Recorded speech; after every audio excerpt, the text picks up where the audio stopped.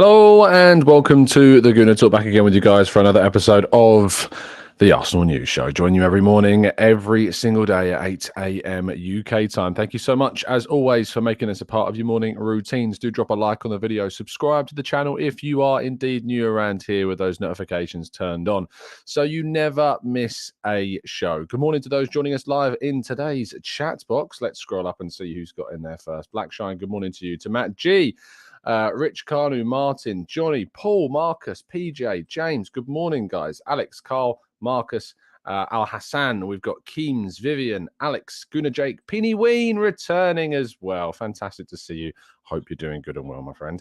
Let's jump into things immediately. Going straight away, of course, with some reaction to last night's amazing performance. I mean, we don't particularly want to talk too positively about Manchester City, but sometimes you just have to sit back and enjoy football, even if it's not your own team. And watching the best striker in the world, and that's what Erling Haaland is, do what he did last night was genuinely a pleasure to watch. And whilst certainly there were some contentious moments in the game, refereeing decisions certainly at the forefront of that fixture, the handball, the Ederson incident. By the way, it's never a handball, and certainly Ederson should have seen punishment for what he did. But overall, Haaland individually was a worrying factor. And when it comes down, I think, to particular discussions around how good this Man City team are, and that apparently Arsenal are going up against, a weaker Man City team than what we've come to expect over recent seasons. When you see that they've now got their own, who I believe to be someone that can get to the same level of Messi, Ronaldo, certainly Ronaldo, in the same kind of forward style in terms of physicality and power, to suggest that this Man City team are therefore weaker, but have Erling Haaland in their side added from last season, I just find a little bit mad. So the fact that Arsenal still managed to remain 5 points clear of their main title rivals is in itself an amazing achievement. The other part of that, of course, is that Man City then progressed to the last 8, which means that their continuation of European action does go on, and that Arsenal, as we hope, will win tomorrow against Sporting, will therefore, of course, be keeping in line with the number of games that Man City are going to have to play as they prioritise this competition over the Premier League. Now, in terms of European competition, Arsenal could face worldwide disappointment if they don't improve their European coefficients.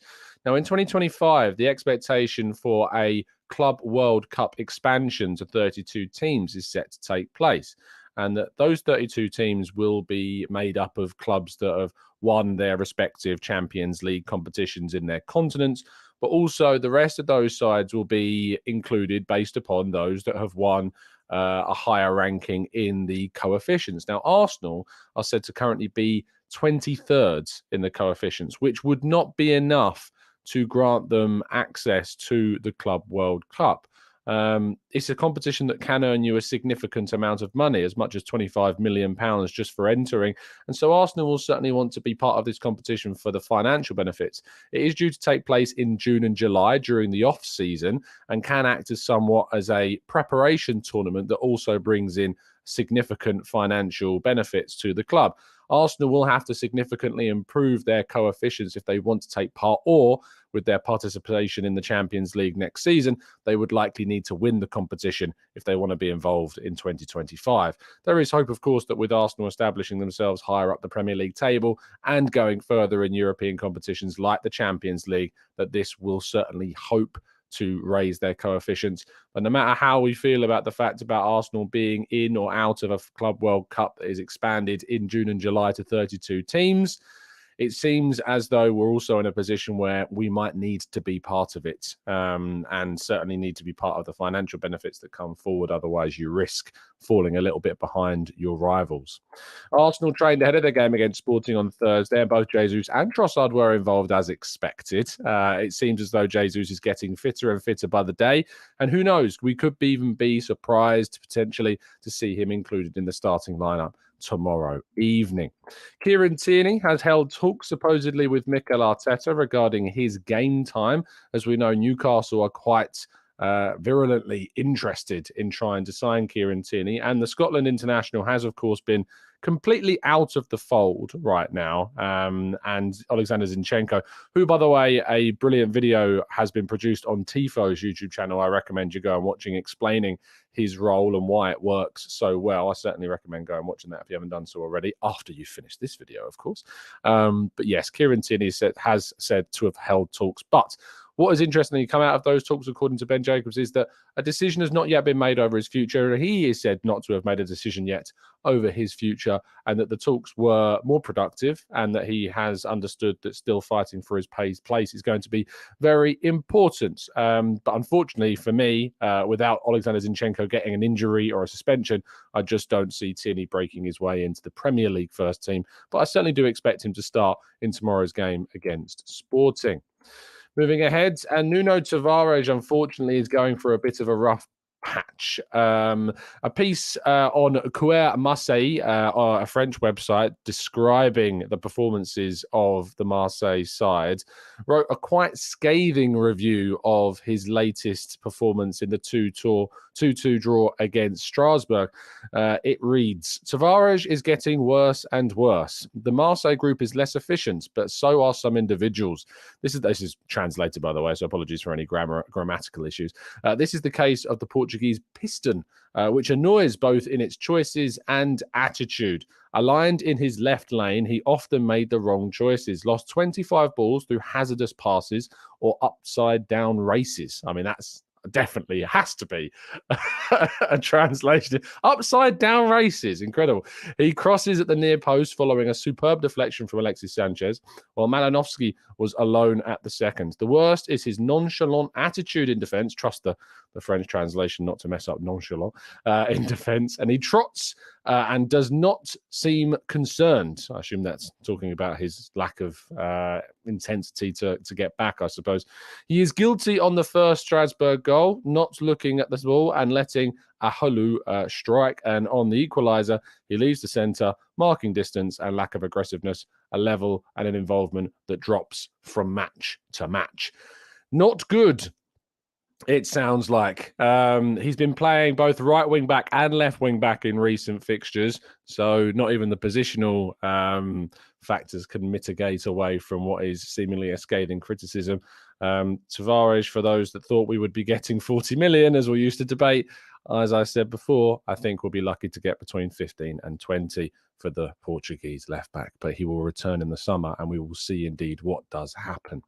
Now, Ancelotti has labelled Eduardo Camavinga as untouchable. Arsenal were linked with the French international midfielder in January and were keen on signing the player before they ended up moving for Jorginho, even on just a loan deal, supposedly, according to reports. However, Real Madrid have never and will certainly, it seems, whilst Ancelotti is there, have no interest in selling or even allowing Eduardo Camavinga to move on from the club. This may be disappointing for Arsenal supporters, of course. It's certainly disappointing for me. I'd love to see Arsenal somehow manage to grab Eduardo Camavinga from Real Madrid. But the Italian coach has said, no, not happening. You're never, ever getting him. He is untouchable. So any hope is certainly now gone. So do please not get your hopes up about a Camavinga potential buy.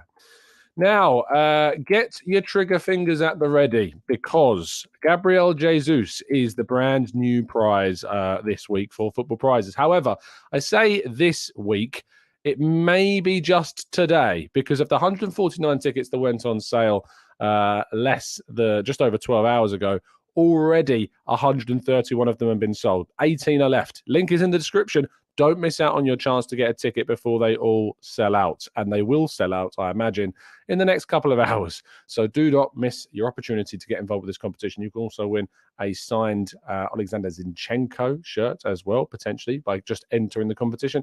And lots of Football Prizes site credit as well.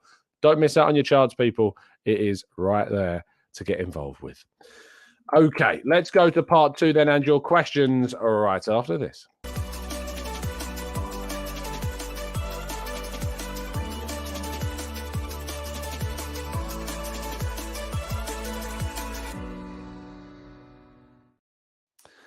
Okay, of course, do get involved with our latest merchandise, which helps support Cancer Macmillan and also the Arsenal Foundation. We've had plenty of people help raise money for our two charities just by getting involved in purchasing one or both of the hats. Why stop at one? Make it match either of your home or away kit. With this going so well, I'm hoping that there's more ideas probably coming in the summer for some more different types of merchandise too. But I received a picture a couple of days ago that suggests that they are on their way to those that have purchased them in the early batch, and more will be obviously released in the coming days too. So if you do get hold of them, I'd love to see you posting some pictures with your new TGT cap on social media, sending it in if you're comfortable to do so.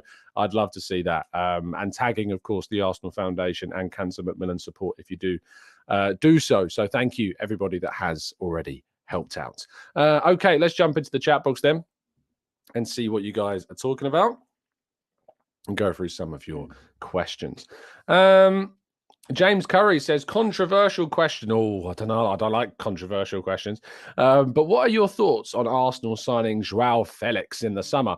Chelsea do not have an option to buy and are unlikely to be playing Champions League football. He now has that Premier League experience. I tell you what, I have been very impressed by João Felix. I have been very impressed indeed by what I have seen of the Portuguese international. I think he has fit into the Premier League a lot smoother than maybe me or even some of the experts I spoke to in January ever expected him to be able to achieve. So, yes, very impressed indeed. Would I sign him? I'm not so sure if Arsenal would be willing to go to the heights of the fee that Atletico Madrid would be demanding. And I think it would be a very, very big fee for João Felix. The thing is, I'm not sure how comfortable he even gets into Arsenal's team. He doesn't start over Jesus. He doesn't start necessarily at the moment over Trossard, ironically. And it's a question of then how do you fit him into the side? He does fit. Like, he would be a really good, I think, centre forward for us based on how he's played for Chelsea. But I'm not sure if Arsenal would be willing to go to the high heights that Atleti would be expecting the money to be paid for. Chris says, hey, Tom, does West Ham's current season worry you about Declan Rice? Not particularly, no. There's a couple of articles that actually went out over the weekend that kind of talked about Declan Rice's influence this season and how West Ham's performances have been kind of in spite of Declan Rice and actually how he's performed to a significantly high level, and that there was a few articles in particular saying how he kind of silenced his critics at the weekend. So if you can, I recommend going and seeking those out and giving them a read. Gunnar Don Block 110 says, what will be bigger, Arsenal winning the league this year or when Blackburn won the league? I've had some rivals already trying to say that Blackburn was bigger, even though they finished second the year before. Of course, it's very difficult to make those comparisons between different eras of football. And when Blackburn won the league, they had got a significant amount of financial backing and bought some of the best players on the market, like Alan Shearer, etc. Arsenal have obviously spent a lot of money, but contextually, I don't think you'd look at that and say it's kind of the same. I don't think you'd look at that at all and say that there are similarities between the business of the two clubs. I think that Arsenal's achievement would be bigger. I think the league is far more competitive. I think that the teams lower down the table are far better as well compared to what they would have been when Blackburn won the table. So, I'd say that our achievement is significantly more impressive than Blackburn's. Lynn says, Tom, however, if Arteta has been linked with Real Madrid and Ancelotti leaves, why put a bid in for Camavinga and see how far we... Hey, look, I've got nothing against us trying to put a bid in, Lynn, whatsoever. And I don't expect it to be accepted, but I'd be very surprised if it happened. But yeah, there's nothing wrong with putting a with putting a bid in. Priyank says, "Hey Tom, genuine question: when does usually a Premier League trophy celebration happen? Planning to come to London for that? Lost all hope of going to a match live." I wouldn't know the exact date of when they would plan it for. It's usually done within the weeks following the end of the season, to be fair.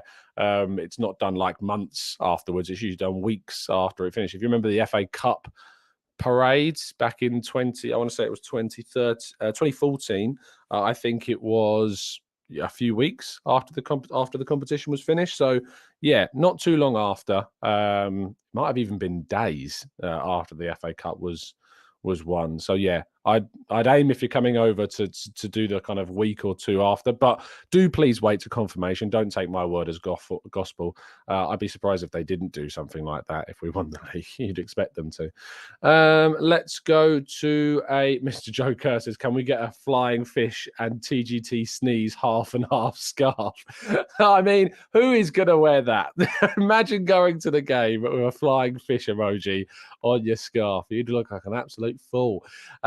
Matt G says, I don't doubt Balogun's quality, but is he the right profile for a possession-based side? He seems that he thrives playing in the counter-attacking style, and I'm getting Pepe vibes. Oh, I think that's maybe a little bit harsh to make the Pepe comparison. I think that there is an argument about whether or not he fits into this team, and actually I've written a piece this morning for Football London talking about how Trossard's performances could actually spell the end not just for Balogun, but potentially for Nketiah's future at the club. There's a lot of debate about which one of Nketiah or Balogun should stay. And actually, there could be a reality where neither stays. And Arsenal could look to move both on because they feel as though the players are much better suited elsewhere and don't necessarily fit as comfortably into Arteta's centre-forward plan.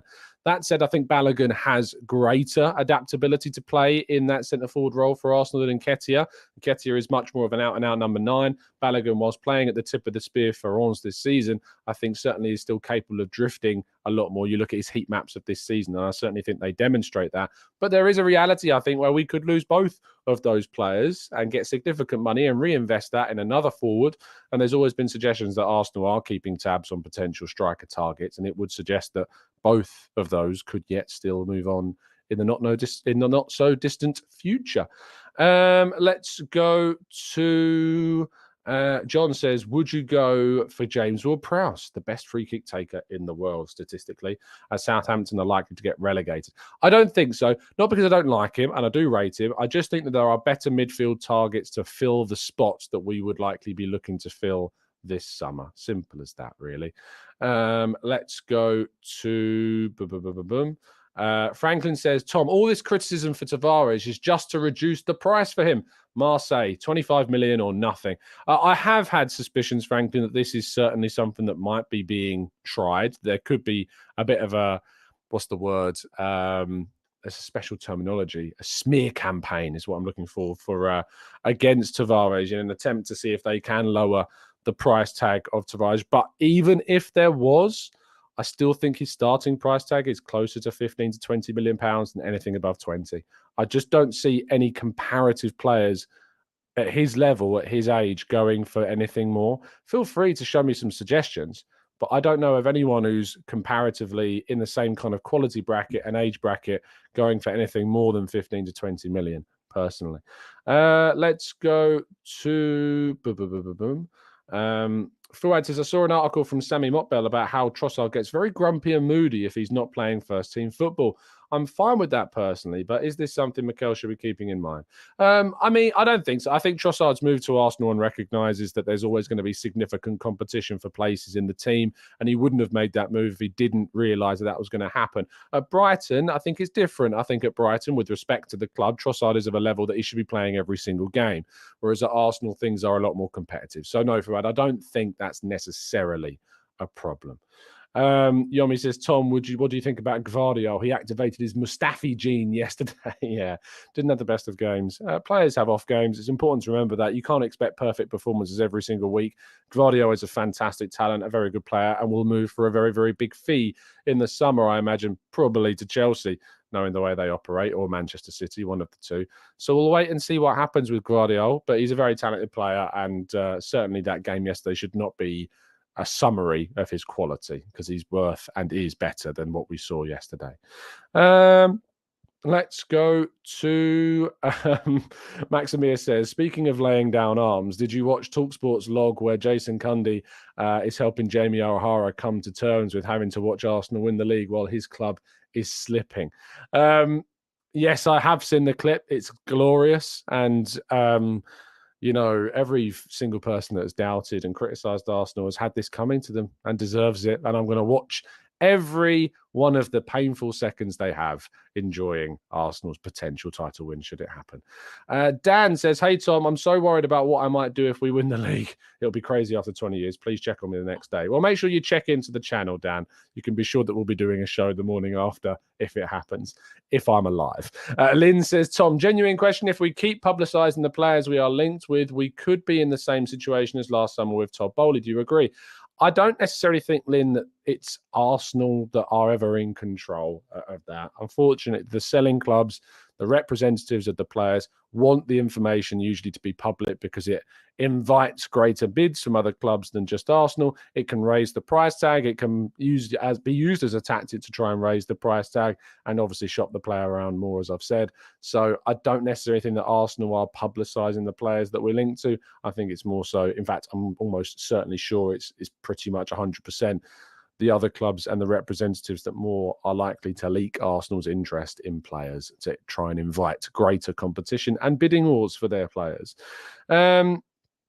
Jay says, morning, Tom. Honest answer. If you had to predict the results, win, lose, or draw for the remaining fixtures, what would you predict? That is a horrible question. I mean, I'm never one to shrink from a challenge. I won't do the Europa League games, but I'll do the Premier League games. Win against Crystal Palace, win against Leeds, draw at Liverpool, beat West Ham, beat Southampton. Oh, City. I think we'll probably lose. And I hate to say that, but you're going to have to lose somewhere. I just don't see us staying unbeaten for the rest of the season. I think City might win that. Beat Chelsea at home, beat Newcastle away, beat Brighton, beat Forest, beat Wolves, win the league, job done, lovely stuff, finished. Tackled the question. Let's go to... And by the way, if City do end up beating us twice this season and we win the league, I don't want to hear anything like, oh, but you lost to the team that you were back. I'm sorry. We were the only team in the whole division that beat Leicester City twice when they won the league. We did our job. No one else did. So I'm sorry. But if you start hearing people start saying something like that, it's ridiculous. I've seen some clips of Man City fans trying to hype the fact up that when we went to Man City, we shrunk. Well, I'm sorry, but Man City haven't even faced Arsenal's proper team yet this season. No Partey, no Gabriel Jesus. We have not played them in our best shape. And until we do that, we can make, we can't make too many assumptions about what Arsenal's best side would do against City because we've not had it available to us. Let's go to Maximia says, Tom, can we ride the hype train on Tavares and somehow send him to Chelsea or Newcastle? We can get a very good amount of money that way. I can't do that because I will just always remain very much grounded and objective in my assumption and assessment of players. But feel free to start a Tavares campaign to boost up his profile on social media. I'm not going to stop you. Derek, aka YouTube user, says, hey, Tom, good to see you on Sunday. The energy of the team on Sunday was pre-World Cup. Where do you think that has come from? Also, it's a bit depressing, I guess, that Partey's going on international duty. Yes, not the best thing, but hopefully he comes back unscathed. In terms of, it was also very nice to see you too, Derek, on Sunday. The energy of the team in terms of what we've seen pre-World Cup, I think we've done well to maintain the gap to Man City after the World Cup. The energy, of course, with Jesus coming back is going to be boosted. I think that's a mental boost for the team. I think certainly after Jesus got injured, there would have been a massive, massive hit to the confidence of the Arsenal side. We've come through this period managing to maintain the 5-point gap to City, despite losing our main striker, which is very, very impressive, and a credit to both Nketiah and Trossard for fulfilling that spot whilst he's been absent, and the club for, of course, getting in Trossard as well and Jorginho to help us through this period. But I think what's important, obviously, is that we just continue to take it one game at a time, even though I'm being asked to predict the rest of the games. But one game at a time for me, and we will do as we do, and we will see what ends up happening. Dan Roberts says, Tom, did you hear the Declan Rice news? Is this the news that he's probably going to be leaving in the summer? Let me have a quick look. I'm scrolling down Twitter, typing in Declan Rice, and I've not yet seen anything to suggest. I mean, if you're suggesting this is information that comes from Indy Kayla on Twitter, they're not the most reliable of platforms. I mean, that's just what's popped up as I've scrolled this down. But who knows? Jacob Steinberg, to be fair, was writing for The Guardian. He wrote in his piece that he is likely to join Arsenal, if you read that the other day. So that's what I saw the other day. Let's go to Gooner Legend says, Tom, had we qualified for the Champions League last season, do you feel as though we would be in the position that we would find ourselves in? It's impossible to know. It's absolutely impossible to know. It's easy to say no because then you'd be able to use more players in the group stage of that competition. But it's impossible. There's no way I could know if we would have been in. It's impossible. So I'm sorry, but I can't necessarily commit to saying yes, we would be in the same position or no, because it's just impossible to know whether or not we would. Chris Summers says, could you imagine if we won the league at Wolverhampton, Ruben Neves would have an absolute fit at the celebration? I love that. That's brilliant. Oh, that's given me a bit of an idea. Yes, thank you for that, Chris. That's a fantastic point to make.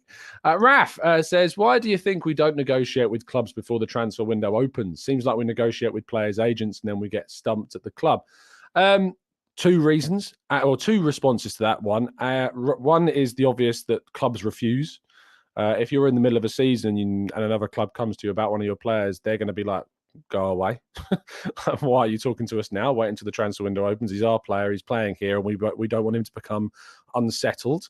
That's why the only way you really see clubs manage to agree things is because of release clauses. Very, very rarely do you see agreements between clubs for players, especially at the top level, between two top clubs, for instance, because they're just going to be like, go away, like stop talking to us.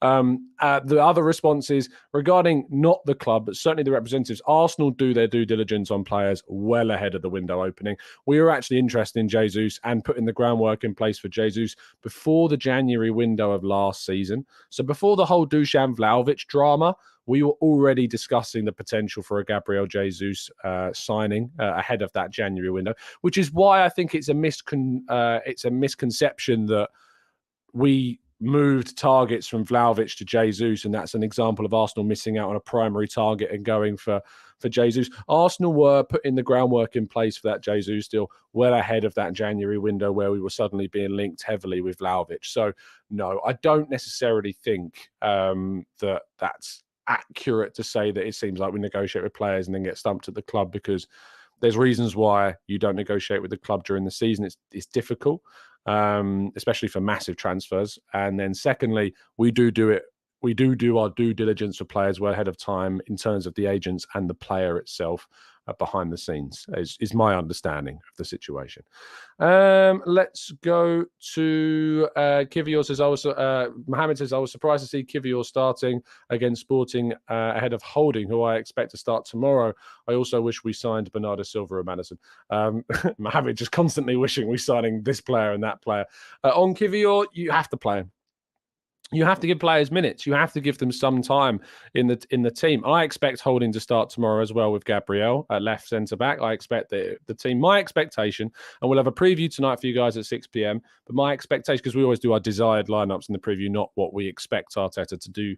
I think it'll be Turner. I think it'll be Tomiyasu, Holding, Gabriel, Tierney, Partey, Xhaka. I think it'll be Erdegaard. I think it'll be potentially Vieira on the right.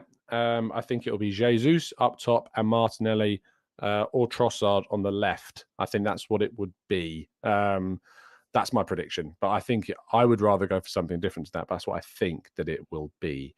Let's go to Paul says, is your microphone sending a subliminal message? R. Erdegaard. Now, some people have said that I should have covered up the R. I disagree, because if I cover up the R of Rhoda, it completely negates the joke. So the fact that it's for those that have just tuned in, this is a Rhoda microphone stand, but it just makes sense to use the Rhodegaard. So no, I cannot get rid of the R. It wouldn't make any sense if I did, because it would just take away from the joke of it all. Let's go to you guys laughing at doo-doo in the chat. Goodness me. You need to grow up, you little children. Aditya says, Tom, should we sign Gundogan on a free transfer? No. Paul says, since Tudor moved to Marseille, Tavares has gone from left back to right wing back. He's looked completely lost. Why did he do this? I think it's because their options are right. Has Klaus been injured? Kloss, I think is the guy's name. And let me have a quick look. Has he been playing at right? Because I feel like he's switched sides and not played just specifically at right wing back. I might be wrong. Let's have a quick look. He played left wing back against Strasbourg, and that's the game in which he was really heavily criticised for. So, no, he's only played at right back 3 times, 22 times at left wing back. So, I don't think it's necessarily because of that, but I do think that Tudor is a pretty poor coach, in fairness. So there you go. The real Erdegaard is the real deal. Yes, that's probably the potential way to move things forwards. I have said doo-doo a lot apparently in this show. I don't care. It's still it's grammatically correct to still say it. I'm going to put it out there. You can still say that and it still works grammatically. Raf says, think of Nkunku, release clause. Think of Pulisic, Konate, Gakpo. Ironically, that 3 of those players all come from Germany. Gakpo even, they completed those deals prior. We done it with Podolski, if you remember, as well. Interesting, though, because it seems it annoys clubs by passing them. Germany's slightly different, and I think there are certain things in Germany that clubs are more open to those discussions. Werner, of course, was a buyout clause, and Nkunku has a buyout clause. Pulisic, I'm not sure if he had a buyout clause, but obviously that deal was done. That deal was done in January, and they signed him and they loaned him back, did they not? So I don't know if Pulisic counts. Konate, not sure how that Konate deal was done. Gakpo was announced, I think, a few days before the opening of the January transfer window. And I think, I might be wrong, and I don't want to be wrong, so I don't like being wrong, but let me just quickly check PSV on transfer marks, because I have a suspicion they may have been in a winter break after the World Cup. Let me just quickly check. Fixtures by competition. Did they play in December? No, they didn't. So, Raf, the reason why Gakpo moved was because PSV weren't playing in December after the World Cup. They didn't start playing again until January 7th. So, I think Gakpo's last game was on November 12th. Yes, it was. It was on November 12th in a 1-0 loss to AZ Alkmaar. And then when they returned to action on January 7th, he was, of course, a Liverpool player. So no, it doesn't work in the same way because there was a winter break. So Gakpo I don't think works. Pulisic I don't think works because it was a January signing and then was loaned back. And then Nkunku was a buyout clause. So the only one I don't know enough about is Konate. Liverpool signed Konate. Let me have a quick check on that one. Ibrahima Konate signs for Liverpool. Liverpool have signed centre-back Ibrahima Konate after agreeing to pay his 36 million release clause. So again, it's a release clause. So that's why it works. So all 4 of those examples, there are reasons why they were negotiated or completed ahead of the window opening, and they are not things that Arsenal aren't privy to. So there you go. Let's go to Francois. Says Edu and Arteta know exactly how to proceed with the business. I don't really want to speculate when it comes to transfers and deals. They know what they are doing so far and who they want. What are your thoughts? Yeah, of course. I haven't had too much criticisms about Arsenal's business in the transfer window. The only thing that I've ever had criticisms of is the January window of last season. We should have done stuff. And because it cost us in the end. And obviously the summer transfer window, we probably should have gone for a midfielder sooner. But it's not necessarily affected us too much at all. But I think that, yeah, we should have done it. I think we're going to finish things there. Thank you so much, guys, for tuning in. Really appreciate your time and tuning in as always. I might be live on the Arsenal Way this morning. And then, of course, tomorrow is the game. I'll be there. I'm very excited to be going. No trains. If you are planning on going to the game tomorrow night and you're coming in from outside London, please make sure you track your travel. There are train strikes about, so you'll need to make sure that you do that. I'm certainly going to be driving into London, which is going to be a pain. The last time I tried to drive into London, it took me 3 hours. So not particularly looking forward to that, but hopefully it goes a lot smoother than it did last time. And I'll be back tonight, 6 p.m. UK time, with a preview show for the sporting game. So do make sure you do indeed tune in for that. We've got Mikel Arteta's press conference this afternoon as well, taking place mid-afternoon, I'm told. So that's when that will be taking place, with a player as well. So we should be hearing from one of the Arsenal players too. Thank you so much, guys, for tuning in. Really appreciate all the support that you bring, and of course with our merchandise that you continue to buy. As I said, if you do end up getting one and it arrives, please send in or tweet me your TGT caps, and please tag the Arsenal Foundation and Cancer Macmillan support as well, who all of the proceeds that I would have got from these go to those charities. So make sure you get involved with that. I'll see you again very soon. Have a fantastic Wednesday. And as always, up the Arsenal.